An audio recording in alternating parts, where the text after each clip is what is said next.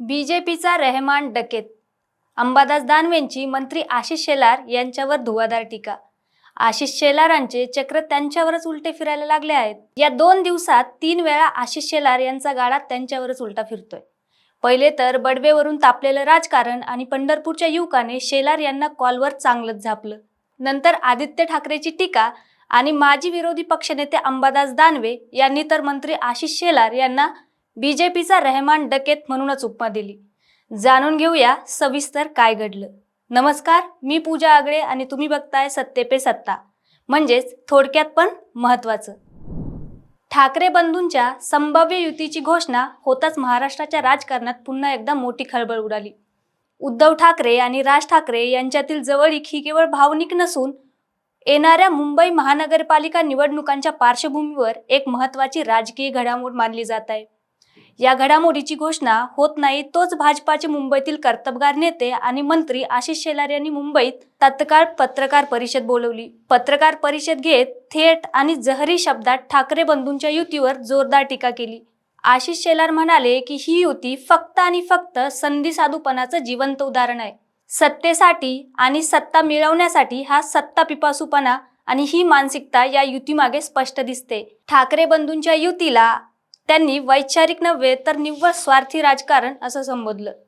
त्यांच्या मते ही युती जनतेसाठी नव्हे तर फक्त आणि फक्त सत्ता टिकवण्यासाठी आणि सत्ता मिळवण्यासाठी करण्यात येत आहे. भाजपाचे गुणगान करताना शेलारांनी स्पष्टपणे सांगितलं की मुंबईचा खरा विकास फक्त भाजपानेच केलाय. गेल्या काही वर्षात मेट्रो, कोस्टल रोड, रस्ते, पायाभूत सुविधा या सगळ्या विकास कामांना उद्धव ठाकरे आणि त्यांच्या सहकारी पक्षांनी सातत्याने विरोध केलाय. विकासाच्या प्रत्येक प्रकल्पाला विरोध करणे हीच त्यांची भूमिका असल्याचा आरोपही त्यांनी केला.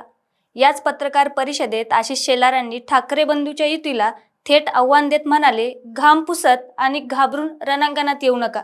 महायुती पूर्ण ताकदीने लढायला तयार आहे. हे शब्द केवळ वक्तव्य नव्हते तर येणाऱ्या मुंबई महानगरपालिका निवडणुकाचा रणशिंग फुंकणारे होते.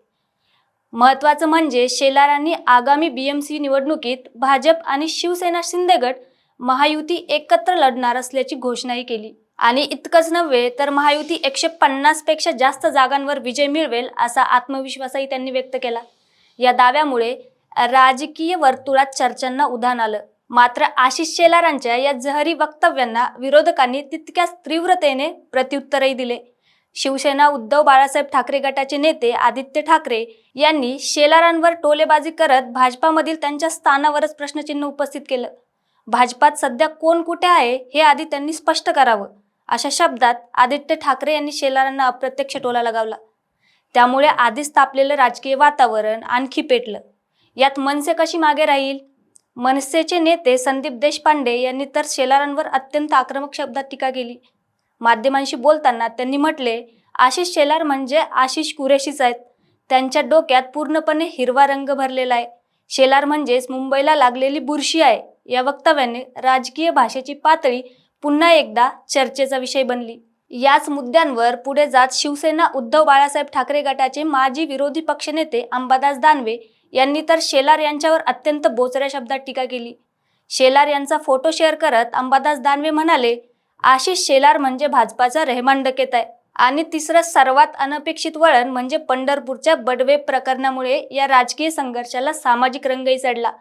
पंढरपूरमधील बडवे समाजाच्या एका युवकाने थेट फोन करून मंत्री आशिष शेलार यांना जाहीर शब्दात झापलं. 2014 पासून आम्ही काँग्रेस सोडून भाजपाचे मतदार झालो, पण आता भाजपच आमच्यावर उलटा लाता मारायला लागलाय. आम्हा बडव्यांचं नाव राजकारणात घेऊ नका, असा तीव्र इशारा त्या युवकाने दिला. दानवेचं मंत्री शेलार यांना डकेत या अशा शब्दात बोलणं कितपत योग्य वाटतं कमेंट करून नक्की कळवा. आणि अशाच माहितीपूर्ण व्हिडिओसाठी बघत रहा सत्ते पे सत्ता, म्हणजेच थोडक्यात पण महत्वाचं. 2 महिन्यानंतर सिंगापूर ब्रांचला प्रमोशन होतंय तुझं. कॉंग्रॅच्युलेशन्स.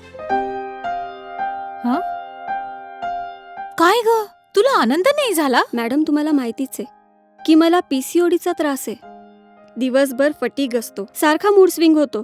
उगाच एवढी जबाबदारी कशाला घ्यायची? अगं, एवढं सिरियस नाहीये ते. त्यावर सोपा उपाय आहे, डॉक्टर चाटेज होमिओपॅथी क्लिनिक. अगं, किती जणींनी तिथे उपचार घेतलेत. महाराष्ट्रात अनेक ठिकाणी त्यांच्या शाखा आहेत.